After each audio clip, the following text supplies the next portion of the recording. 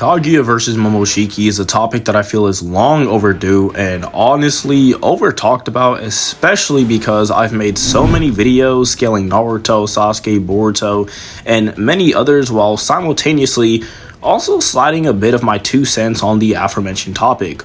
But because it's been years since the Boruto era has emerged and started, and we still have people thinking that Kaguya is somehow stronger than Momoshiki, I thought I would look at it from a bird's eye perspective and find out who is truly stronger between the two. The main thing I come across with those who argue for Kaguya is mainly 3 things in particular. Those being A, Kaguya is stronger than Momoshiki because Kaguya is stated to be the strongest enemy the world fought against during the war on the back of Boruto Volume 1. B, that Kaguya is stronger than Momoshiki because it appears as if Naruto and Sasuke got a lot weaker due to the decrease in their jutsu usage. And finally, C, Kaguya is stronger than Momoshiki because the majority of the time, the person making that claim is fairly ignorant on the series. To tackle the first perspective, we simply have to read the series of Naruto in almost its entirety, all the way up to Boruto, as if we do this, the initial claim that Momoshiki is weaker than Kaguya simply refutes itself by showing that the world, while under threat, yes, like with Toneri, never actually fought Momoshiki or the entirety of Shippuden, like the Alliance did with Madara and Obito back in Shippuden. One could also argue and say that the Alliance never fought Kaguya either, and while that's true at face value, the Alliance did play a part heavily as Kaguya spawned from the very Madara that the Alliance was trying to gang up on, and Kaguya used their very power to amp herself. The second perspective is simply a matter of a statement made from Kishimoto himself, which I have shown in a plethora of videos. However, for those who don't know the statement is from an interview with Kishimoto back in 2015 during the early stages of the Boruto manga, where he directly addresses this issue and concern for the returning readers and new readers of the Boruto and Naruto series, in which he says, and I quote, "For Boruto, because of everything that's already been done with Naruto, you can't help but to have some things that will be repeated, so I worry about the story being too similar, and with Naruto and Sasuke becoming so strong and the battles getting bigger and bigger, now you have kids fighting, so the scale is gonna feel smaller. I don't want it to feel lacking, so the focus needs to be on expressing things differently or coming up with new ideas and or issues. Those issues concerned me."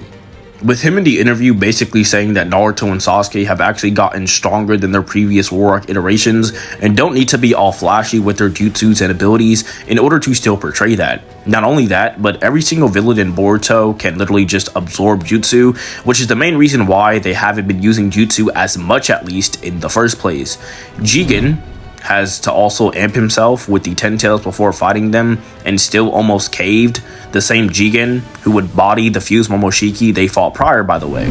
So it's kind of outlandish to say that Naruto and Sasuke are weaker than their war arc forms. Anyway, for number 3, this is simply a matter of lore and an understanding of the series, so allow me to explain why Momoshiki in the series not only should logically beat Kaguya, but he does.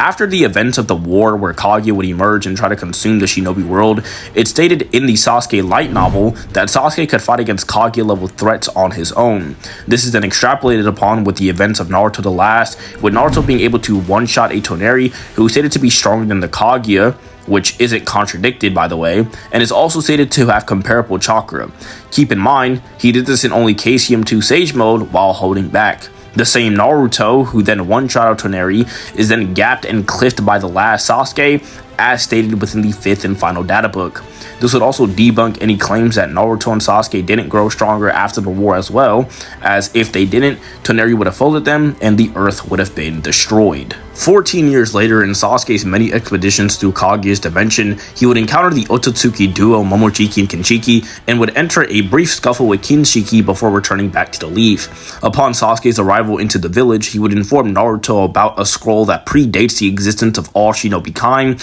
that forewarned a threat greater than Kaguya will one day emerge. Sasuke, after a mere brief scuffle with Kinshiki while weakened by the way, already concludes that both Kinshiki and Momoshiki are the threats greater than Kaguya that she herself forewarned. We then fast forward to Naruto and Sasuke versus Momoshiki, and the same Kinshiki, who Sasuke thought was a greater threat than Kaguya, casually, and who Kaguya was scared of, was absorbed by Momoshiki, who not only is on its own greater than Kinshiki and Kaguya, but was also stated in the light novel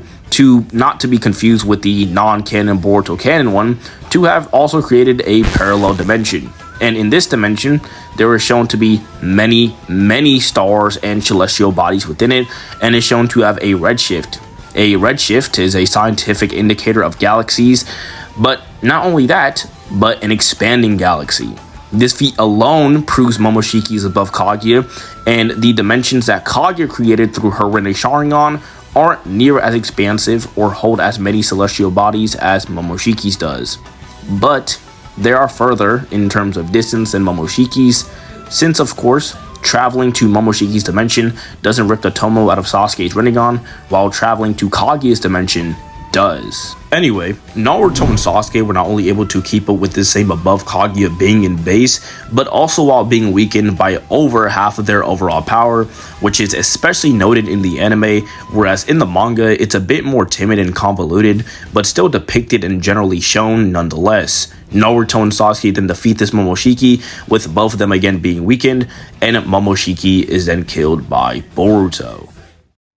By any stretch of the imagination, it is clearly shown and was still the author's Masashi Kishimoto's intent to portray that each new Otsutsuki who gets introduced within the series is stronger than the last, and that has been the case since the war, with Madara gapping Obito, with Kaguya gapping Madara, with Toneri gapping Kaguya, and so on and so forth. If you guys want to see me rank all the Otsutsuki in depth, just to, I don't know, pick my brain a little bit, then let me know in the comment section, and trust me, that video is yours. But with that being said, Momoshiki definitely puts the beats on Kaguya, with there being little to no room for speculation or skepticism, as I think, like I said, it's pretty clear cut what Kishimoto was intending to do with these characters moving forward, and denying that, like I said, is mainly due to ignorance, or what we call an argument from pigheadedness, where someone blatantly denies a well-formulated argument just on the basis of disagreement, which is what most of these debates on these characters kind of turn into. However, with that being said, I hope you guys all enjoyed. Be sure to subscribe, and till next time.